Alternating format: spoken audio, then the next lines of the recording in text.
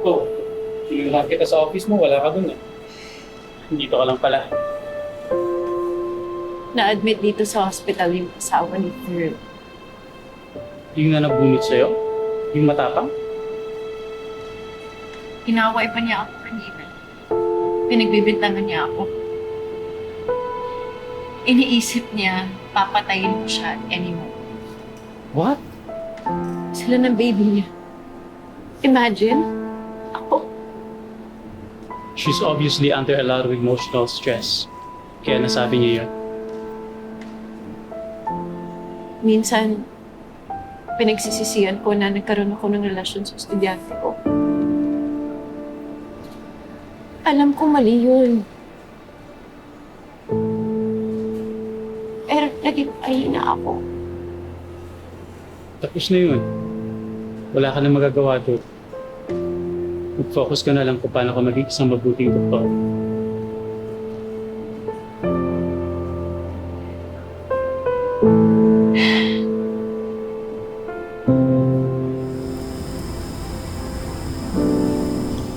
Alam niyo, sa totoo lang, tinanggap ko na eh. Tinanggap ko na sinabi nila sa akin patay na si Helena. Sakit, pre. Yun yun. Sakit-sakit, ang hirap-hirap. Wala kang mapagsabihan ng problema mo. Pero, bandang huli, kinaya ko rin. Tapos ngayon, ngayon malaman-laman ko na buhay pala siya. Hindi ko maintindihan eh, isang malaking joke. Nakaka-bad trip rin talaga sila, mami. Totoo lang. Sorry, Third. Hindi ka na din namin nadamayan nun. Wala, bigla ka na lang din nawala eh. Oo nga, pre. At ito pa ang lumabas na usapan. Na-transfer ka na naman daw. Kakagagong isipin, no?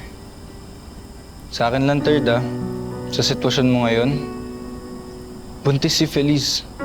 Mas kailangan ka ng asawa mo. Tsaka ng magiging anak mo. Kaya dapat yun muna isipin mo ngayon.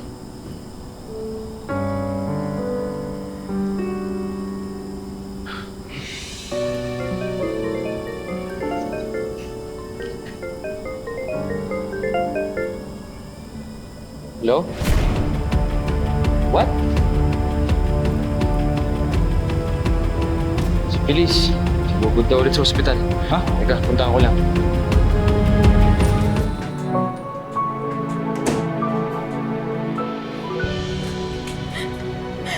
Yung baby natin. Wala na yung baby natin, Third.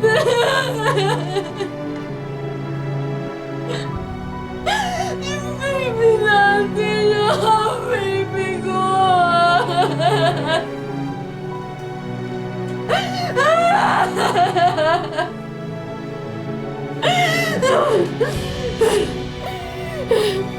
Kasalanan to na Helena.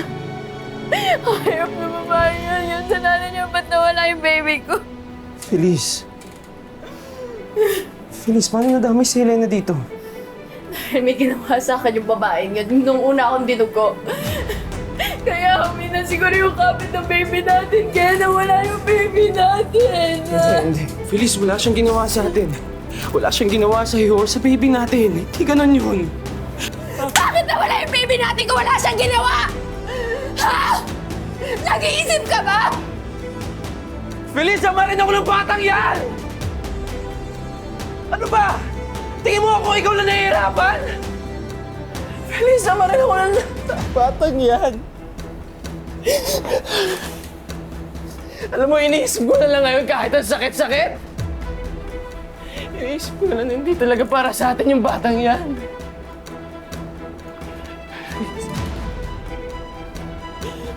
Ang awa mo na makinig ka naman sa akin. At kung hindi, kung ano-ano iniisip mo.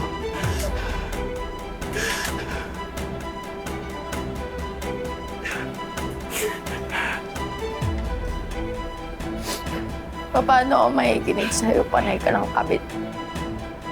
Malandi ka, wala kang kwentang ama. Feliz, tama na.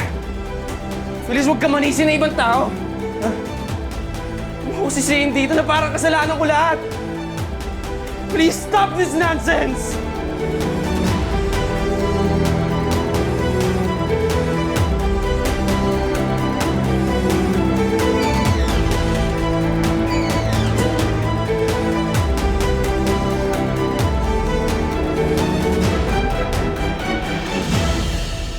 Huwag kang magpapa-apekto sa mga sinabi sa'yo ng Feliz na yun.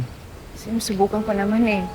Pero masakit mapagbintangan ng isang bagay na hindi ko naman kasalan. Kahit hindi naman si Feliz yan, kapag nakatsyempo ka ng pamilya ng pasyente, hindi tanggap kung ano man yung pinalabas na magpapagamot, sisisihin ka din. Habaan mo pa yung pasensya mo. Marami ka pang may encounter ni gaya ni Feliz. Sana ganun lang kadaling pasensya. Tara.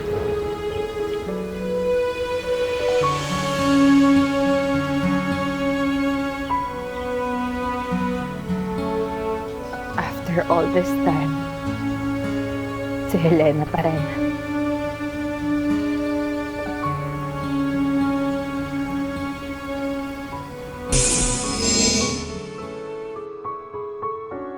Kumapit ka lang, kumapit ka lang.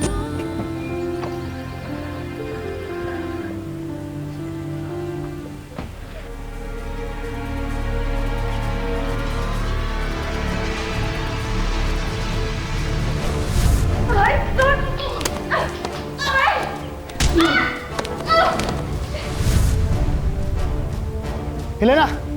Pwede ba tayo mag-usap? Naloob ako ng gulo. Kahit saglit lang. Kung may gusto kang sabihin, sabihin mo na ngayon. Dito. O sige, dito ko sasabihin. Pero sana makinig ka. Magmamigrate na ako sa Canada. I will start a new life, Helena. Hinanap talaga kita kasi gusto kong humingi ng tawad sa'yo. Sa lahat ng mga nagawa ko.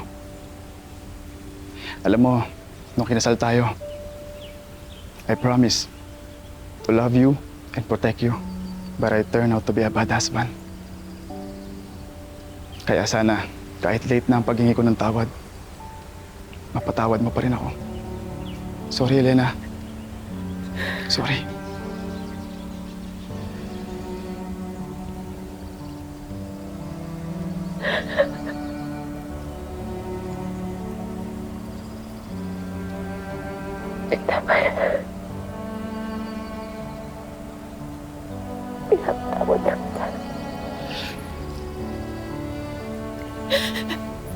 Good luck sa bagong buhay.